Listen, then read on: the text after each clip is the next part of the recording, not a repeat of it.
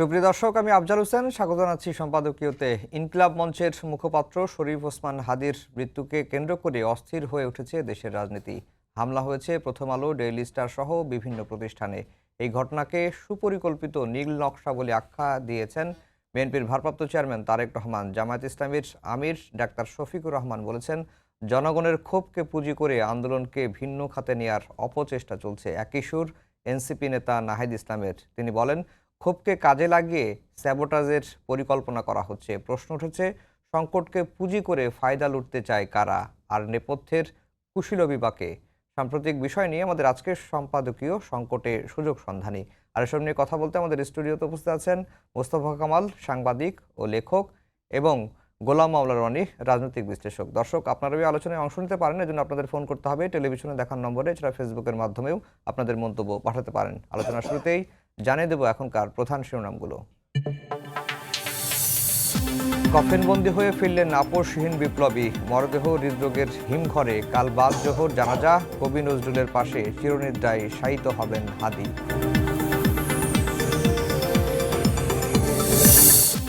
শাহবাগে আধিপত্যবাদ বিরোধী সমাবেশে ছাত্র জনতার ঢল। খুনিদের বিচার ও 2 উপদেষ্টার পদত্যাগ দাবি। জুলাই হত্যায় দায়ী সব আসামিকে ফেরানোর আহ্বান।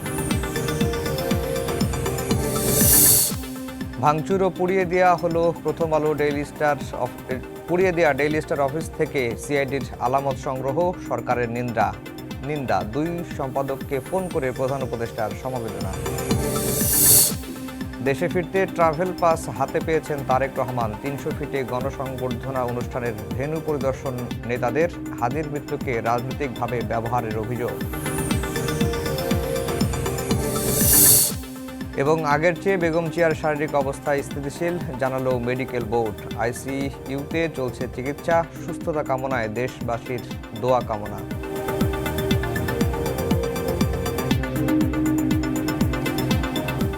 দর্শক, শিরোনাম শুনছিলেন। আমরা আজকের আলোচনার বিষয় দিয়েছি সংকটে সুযোগ সন্ধানী। মোস্তফা কামাল ভাই, আপনাকে দিয়ে আলোচনা শুরু করব।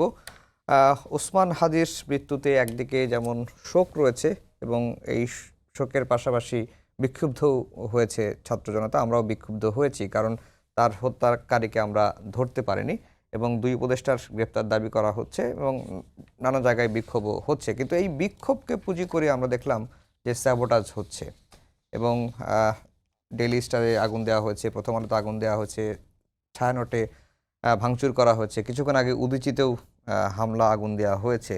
সব মিলিয়ে আমরা কোন দিকে যাচ্ছি? বাংলাদেশ কোন পথে যাচ্ছে? জি, ধন্যবাদ আফজাল ভাই আপনাকে। নিঃসন্দেহে আমরা একটা জটিল পথে যাচ্ছি। এক জটিলতার মধ্যে তো আছিয়ে আরও জটিলতার দিকে যাচ্ছি। আগামীকাল পর্যন্ত আপনার সাবজেক্টও কি হয়ে যাবে বা আমরাও কোন পরিস্থিতিতে থাকবো এখনও কিন্তু জানি না। যেখানে নির্বাচন নিয়ে একটা উদ্বেগ ছিল যে নির্বাচন হবে কিনা, তফসিল ঘোষণার পরে বলা হলো যে তফসিল ঘোষণা তো হয়েছে, আসলে নির্বাচন হবে কিনা। কারণ তফসিল ঘোষণার পরও নির্বাচন না হওয়ার রেকর্ড বাংলাদেশে আছে। ঠিক দেখা গেল একদিকে নির্বাচনের হুইসেল বাজলো, ঠিক তার পরদিনে অর্থাৎ তফসিল ঘোষণার পরদিনে হাদির এই ঘটনা। এখানে কিন্তু আমাদেরকে কিছু কঠিন বার্তা দিচ্ছে পরিস্থিতি সম্পর্কে। যেখানে নির্বাচনের আগে তো বটেই, বরাবরই এই সরকার ক্ষমতা নেয়ার পর থেকে আইনশৃঙ্খলা পরিস্থিতি ছিল অত্যন্ত প্রাসঙ্গিক। কিন্তু আমরা খেয়াল করেছি ওই জায়গাটাতেই পদে পদে কিন্তু ঘাটতি। যখন আমরা পুলিশের সক্ষমতা নিয়ে প্রশ্ন তুলি, দেখা যায় এটা নিয়ে 1-2 দিনের বেশি আমরা কিন্তু এগোতে পারি না। আমাদের সামনে চলে আসে আরেকটা। সর্বশেষ আসলো পুলিশ সংস্কার কোন পর্যায়ে আছে। ঠিক ওই সময় বাজারে চলে আসলো যে বর্তমান আইজিপির বিরুদ্ধে কিছু অভিযোগ। অর্থাৎ আমরা এক জায়গায় থাকতে পারছি না। কিন্তু এর মধ্যে যখন আবার হাদির ঘটনা, তখন আবারও প্রশ্ন দেখা দিল যে নির্বাচনটা কি আসলে হবে কিনা। তো এরপরও নির্বাচন এক ঘটনা হয়ে গেল, হাদির ঘটনা আরেক ঘটনা, বেগম খালেদা জিয়ার অসুস্থতা আরেক ঘটনা, তারেক রহমান সাহেব ফিরবেন আরেক ঘটনা। এই যে ঘটনার এই ঘনঘটার মধ্যে যখন হাদির এই উপরে হামলা, আমরা খেয়াল করলাম যে প্রতিদিনে সোশ্যাল মিডিয়াতে কিন্তু প্রত্যেক দিনে তথ্যের সাথে হালকা তথ্য, সাথে বাড়তি তথ্য, অপতথ্যের যোগ। শেষ পর্যন্ত যথারীতি বিধাতাও তার ভাগ্যে যা রেখেছে তাই হলো। তারপরেও কিন্তু আমরা দেখেন শুধু শোকের মধ্যে থাকতে পারলাম না, শোকের সাথে বিক্ষোভ যোগ হলো, স্বাভাবিক। হুম। এর মধ্য দিয়ে আবার যেটা সাদা বাংলা যেটাকে বলে ঘর পোড়া আগুনের মধ্যে আলো পোড়া খাওয়া, যেটা আপনি ইংরেজিতে বলেছেন সাবটেজ করা, হুম। সেটা কিন্তু স্পষ্ট। এখানেও আবার একটা উদ্বেগের বিষয় আছে। গতকাল তার রাতে মৃত্যু নিশ্চিত হওয়ার পরে যে তথ্যটা আমরা পেলাম, ইনকিলাব মঞ্চের মাধ্যমেই প্রথম পেয়েছি। তার কিছুক্ষণের মধ্যে প্রধান উপদেষ্টার খুব সংক্ষিপ্ত একটা ভাষণ, অত্যন্ত পরিচ্ছন্ন, তিনি ওই স্যাবোটাজের বিষয়ে কিন্তু একটু আলোকপাত করেছেন, যে কেউ যেন চোরাগুলিতে পা না দেয়, সবাইকে কেউ সাবধান থাকতে বলেছে। সাবধান থাকতে বলেছেন। তিনি তার ব্যথার কথাও বলেছেন, অল্পর মধ্যে পরিপূর্ণ একটা বক্তব্য রেখেছেন। কিন্তু আমরা বাস্তবে দেখলাম তিনি যে আহ্বান জানালেন চোরাবালিতে পা না দেয়ার, কোনো জটিলতায় না করার বা জটিলতায় না পড়ার, এটা হয়ে গেল দেখা গেল বাস্তবে যে ওই পাগলাকে নৌকা না নাড়ানোর মতো মনে হয় যেন। পাগলাকে নৌকা না সাঁকো না। হ্যাঁ, এটা আমরা সাঁকোও বলা হয়, নৌকাও বলা হয়, আচ্ছা। যে না নাড়ানো। দেখা গেল নাড়ানো আরো বেশি হয়ে গেল। হতে হতে আজকে আবার আরেকটা আপনি খেয়াল করেছেন, আপনার শিরোনামে আছে বারবার, উপলব্ধিগতভাবে সবাই আবার এক জায়গায় চলে আসলেন, হুম। যে ভিতরগতভাবে অন্য কিছু হচ্ছে। এরপরে যদি তাদের এই উপলব্ধিটা একটা বিপদ আশঙ্কা করছেন, অথবা একটা আপদ আশঙ্কা করছেন, অথবা যার যার জায়গা থেকে প্রত্যেকেই ভয় পেয়েছেন, তারা উপলব্ধিগতভাবে এক হয়েছেন যে ঐক্যটা ধরে রাখতে হবে। তাহলে এখানে তো প্রশ্ন আসে, আপনাদেরকে ঐক্য ধরে না রাখতে বলেছিলটাকে? বা একটা অঘটন ঘটবে তখন আপনারা বুঝবেন যে ঐক্য ধরে রাখার দরকার আছে। জি। যখন নিজেরা অনিরাপদ মনে করবেন যার যার জায়গা থেকে, তখন একটু সতর্ক হবেন, সেটা কিন্তু প্রত্যাশিত নয়। আপনি যদি ঘটনা দৃষ্টে সতর্ক হবেন, তাহলে অন্তত তফসিল ঘোষণার আগে যখন চট্টগ্রাম বন্দর নগরীতে একজন প্রার্থী গুলিবিদ্ধ হলেন, তিনি গুলিবিদ্ধ হয়েছেন পেটে, আর হাদি হয়েছেন মাথা ঘাড় বরাবর, তো তখনও তো আপনারা যার যার জায়গা থেকে সতর্ক হতে পারতেন জি। যে মোস্তফা আপনাদের কামাল ভাই, ঘাতকরা কিন্তু পাশেই থাকে। চট্টগ্রামেরটাও যা ঘটেছে, ঢাকায়ও কিন্তু দেখা গেল যে ঘাতক আশপাশেই থাকে। জি, আপনার কাছে আবার আসবো। গোলাম মামলা রনি ভাই, যেটি মোস্তফা কামাল ভাই বলছিলেন যে ঘর পোড়া আগুনে আলু পোড়া দিচ্ছে অনেকেই, এবং আমরা জানতে চাচ্ছি যে এই আলু পোড়া দিচ্ছে আসলে কারা, এবং রাজনৈতিক দলগুলো এখন দেখলাম যে গতকালকের এই ঘটনার পর থেকে যে স্যাবোটাজগুলো হয়েছে এরপর থেকে সবাই কিন্তু একই সুরে কথা বলছেন যে দেশকে অস্থিতিশীল করার চেষ্টা করা হচ্ছে, গভীর ষড়যন্ত্র চলছে, কেউ বলছে নীল নকশা হচ্ছে। তো আসলে কোন দিকে যাচ্ছি আমরা? ধন্যবাদ। উনি যখন কথা বলছিলেন আর আমি যখন আপনার শিরোনাম দেখছিলাম, তখন আমি চিন্তা করলাম যে আসলে কী বলা উচিত। মূল ব্যাপার হলো যে আমাদের জুলাই আগস্ট যে গণ অভ্যুত্থান, এই গণ অভ্যুত্থানের পর আমরা একদল তরুণীকে পেলাম, হুম। যারা সম্মুখ সারিতে এসে রাজনীতি নিয়ন্ত্রণ করা, রাজনীতির নেতৃত্ব দেওয়া, দেশকে পরিচালনা করা এবং আগামী দিনে এই দেশকে একটা নতুনতর মডেলে রূপান্তরিত করার জন্য একটা কর্মসূচি তারা নিল। এবং আজ থেকে 14 মাস আগে থেকে তাদের যে অভিযাত্রাটা শুরু হলো, তাদের প্রথম 4-5 মাস আমাদেরকে স্বপ্নের মধ্যে রাখলো। এবং আমরাও ঠিক 1991 সন থেকে আমাদের রাষ্ট্র ব্যবস্থায় সমাজ, রাষ্ট্র, সাহিত্য, সংস্কৃতি মোটামুটি 3টা ভাগে বিভক্ত। হুম। একটা ভাগে যারা রাজনীতিবিদ। তো রাজনীতিতে এমন একটা অবস্থা তৈরি হলো যেখানে সাধারণত ভালো মানুষ আসতে চাচ্ছেন না। 91 থেকেই যারা আসছেন সকলে মিলে তার চরিত্র হনন, এ লক্ষ্মীপুরের তাহের, এ জয়নাল হাজারি, এ শামীম ওসমান, এ মানে নানা রকম ট্যাগ দিয়ে the politicians it seems to be corrupted. তারা মানে দুনিয়াতে তাদের সে খারাপ কোনো লোক নাই, এরকম একটা ন্যারেটিভ 91 সন থেকে আমাদের মধ্যে তৈরি করা হলো। ফলে রাজনীতির অঙ্গনে শিক্ষিত, সজ্জন, ভালো মানুষের যারা আগমন এটা বন্ধ হয়ে গেল।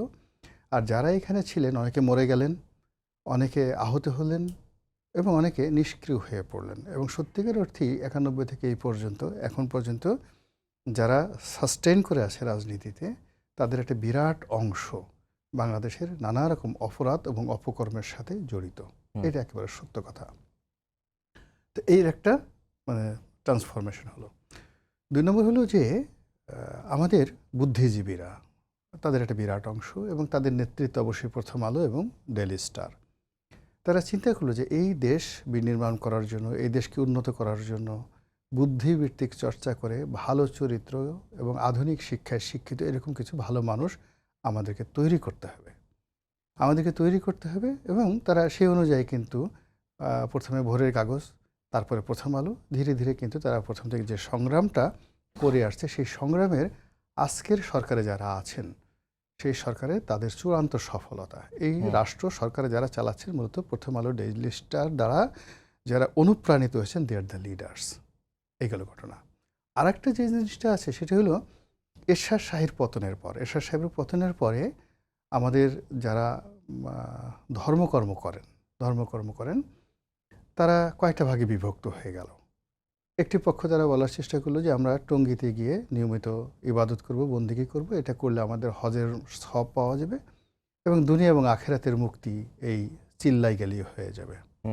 আরেকটা গ্রুপ জামাতের যারা লোকজন আছে তারা বললো যে না, আমাদেরকে আসলে মওদুদিবাদ জানতে হবে, ওয়াহাবিবাদ জানতে হবে, এবং আমাদেরকে এই যে ধর্মের নামে যে সকল পীর মাশায়েখরা ভণ্ডামি করে, এই সকল ভণ্ডামি বাদ দিয়ে সত্যিকার অর্থে একটা এরকম অত্যাধুনিক ইসলাম, যে ইসলাম রাষ্ট্র পরিচালনা করবে, যুদ্ধ করবে, খেলাফত কায়েম করবে, এর একটা গ্রুপ হয়ে গেল দক্ষিণ পথের মধ্যে।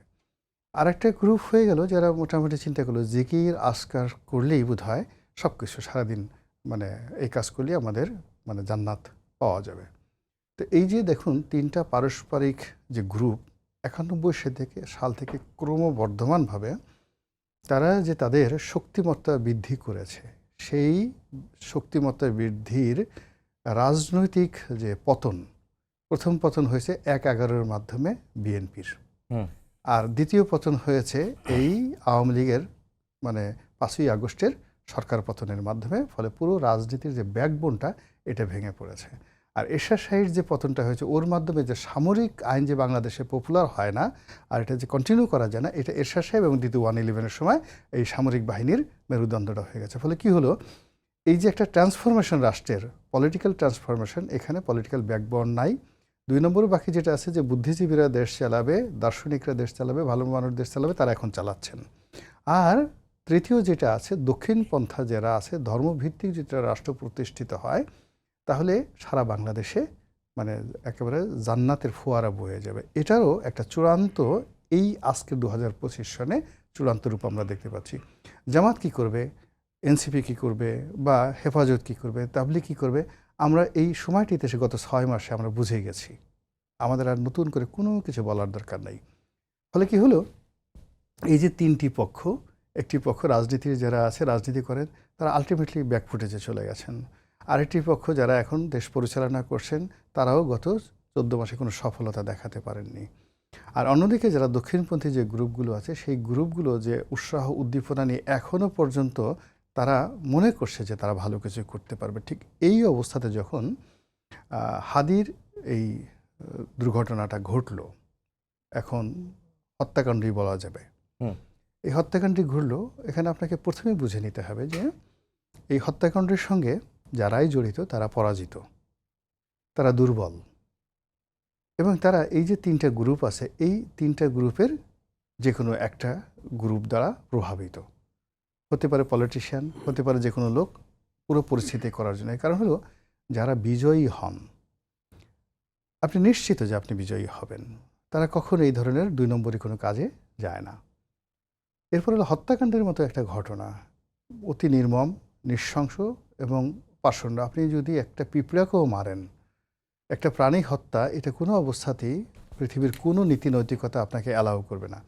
তো এই যে ওসমান হাদির যে হত্যাকাণ্ড, যারাই যে ঘটনাটা ঘটিয়েছে, এই ঘটনায় তাদের দয়া নেই, মায়া নেই, তারা নির্মম, এবং তারা স্বার্থের জন্য, টাকার জন্য হোক, পয়সার জন্য হোক, পানি ঘোলা করার জন্য হোক, নির্বাচন বানচাল করার জন্য, তারা যে সত্যিকার অর্থে যে আদর্শ প্রচার করতে চায় বা যে জিনিসটি করতে চায়, ওই কাজটা করার মতো যে মোরাল ক্যারেজ, শক্তি তাদের নেই, সামর্থ্য তাদের নেই। ফলে তারা কি করলো, রক্তারক্তির যে কাণ্ড, সেই কাণ্ডটা ঘটানোর ফলে কি হলো, এখন দেখেন যে আগ্নেয়গিরির অগ্নুৎপাত হয়ে গেছে, তিনটে গ্রুপেরই অগ্নুৎপাত হয়ে গেছে। 3টা আগ্নেয়গিরি একসাথে ভূকম্পন সৃষ্টি করে তাদের জ্বলন্ত লাভা উদ্গীরণ করে দিয়েছে। এখন আমরা এই লাভার স্রোতে কিন্তু ভেসে চলেছি, পুরো 18 কোটি মানুষ।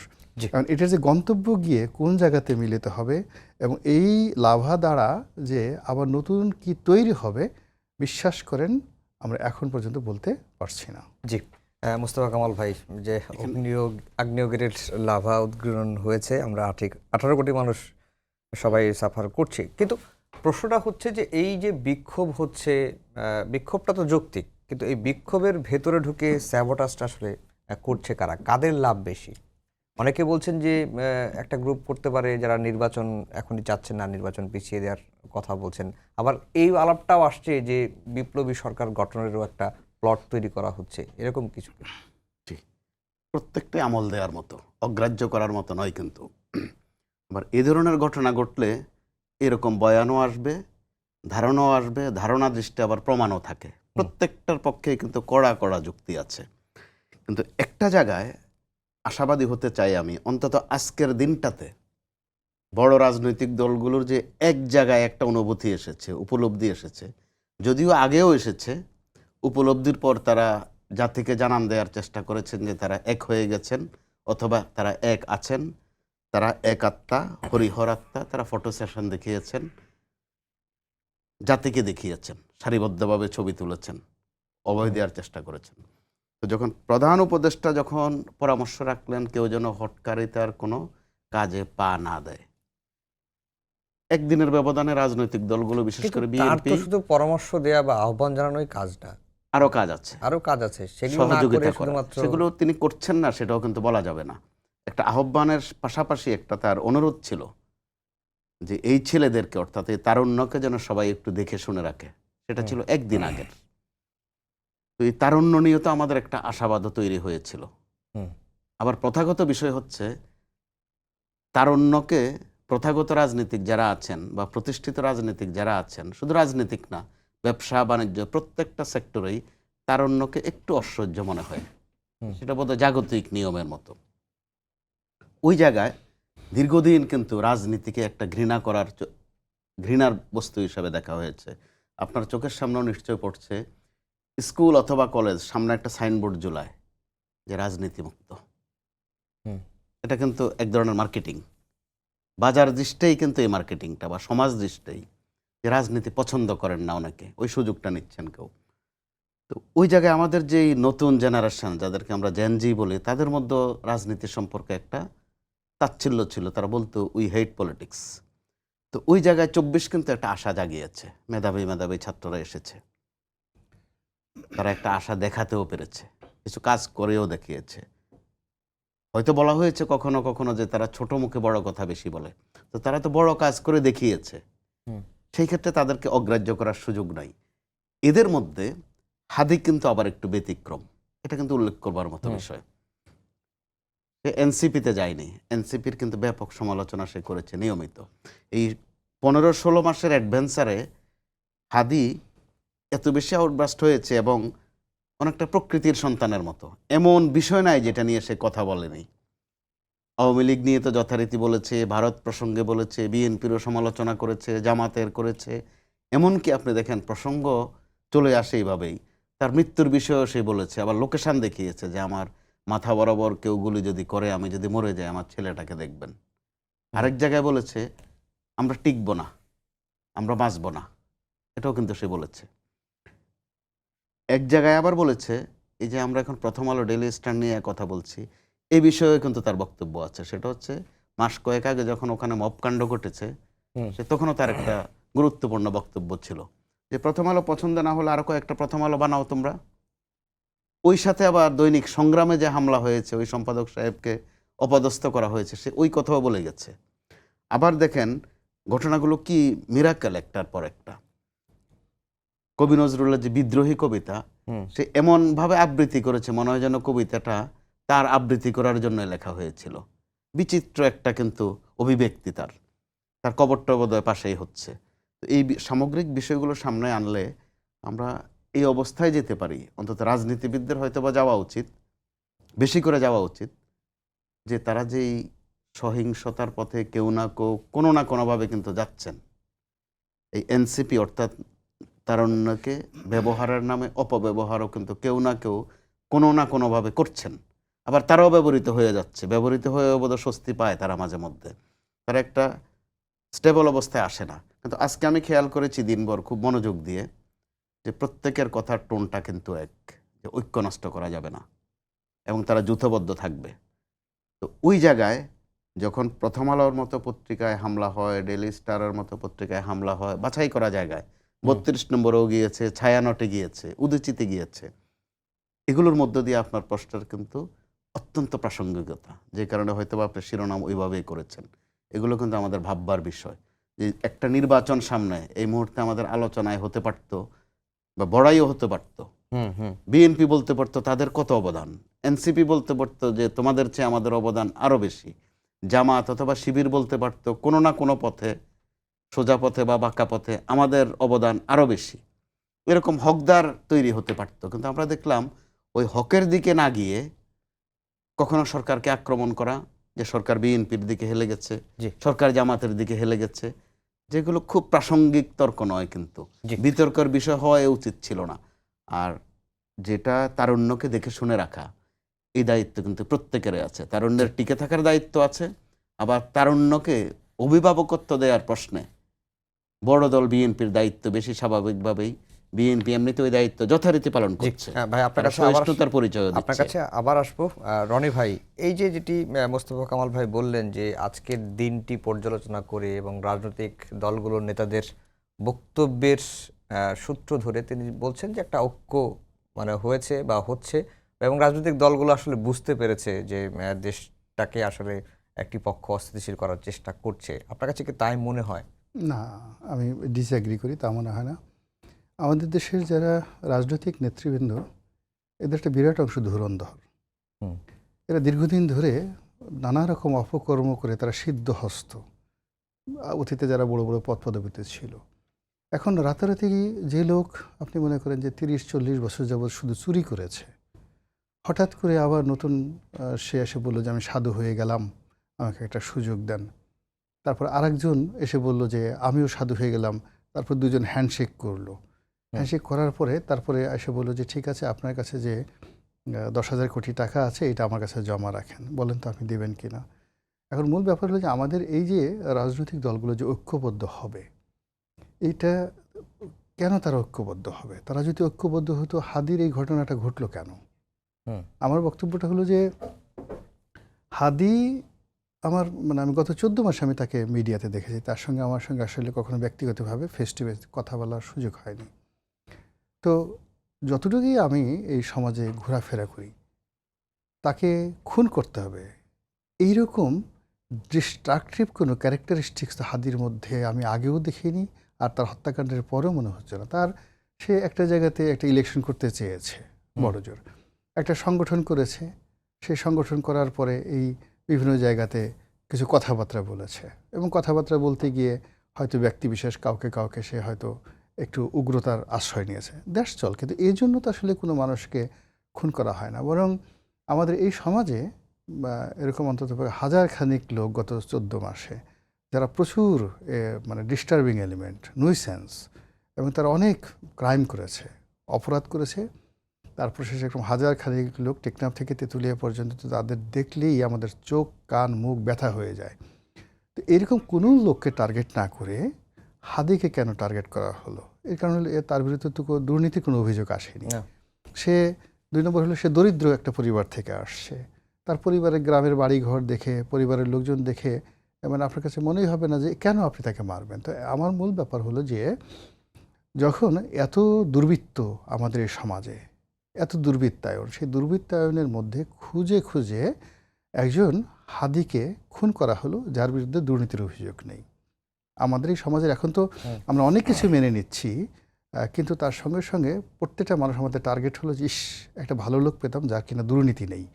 তো যেই লোকটার ভিতরে কোনো দুর্নীতির নামগন্ধ এখন পর্যন্ত আমরা তার মৃত্যুর পরে খুঁজে পাচ্ছি না। আমার প্রশ্ন হলো যে হাজার হাজার দুর্নীতি, রাজনীতির প্রতিপক্ষ, এক পক্ষ আর এক পক্ষের সাথে সেটা নিয়ে তারা মারামারি করছে, একটা টেন্ডার নিয়ে, একটা বদলি নিয়ে, একটা নিয়োগ নিয়ে, একটা এমপি পদ পদবি নিয়ে। আমাদের এই 1000 লোক মানে একেবারে সারা বাংলাদেশে পরস্পরের বিরুদ্ধে যুদ্ধ লড়াই করছে, তারা কেউ আহত হলেন না, তারা কেউ গুলিবিদ্ধ হলেন না। আর গুলিবিদ্ধ হলেন এমন এক যুবক যিনি কিনা কোনো অবস্থাতেই মানে তাকে যে আপনি রিমান্ডে নিয়ে 2 দিন জেল খাটাবেন ওইরকম কোনো অপরাধ তার মধ্যে নাই। তো আপনি কেন তাকে খুন করলেন? এটা আমার কাছে মনে হচ্ছে ইটস এ ম্যাটিকুলাস ডিজাইন। যারা এই কাজটি করেছে তারা খুব জেনে শুনে বুদ্ধি করে এই কাজটি করেছে যে এইরকম একজন মানুষকে যদি এভাবে খুন করা হয় তাহলে যে মানুষের হৃদয়ের মধ্যে স্পন্দন শুরু হবে। যেমন আমরা দেখেন, আমরা কিন্তু যদি একটা দুর্নীতিবাজ এরকমভাবে নিহত হতেন আমরা কিন্তু এত রেসপন্ড করতাম না।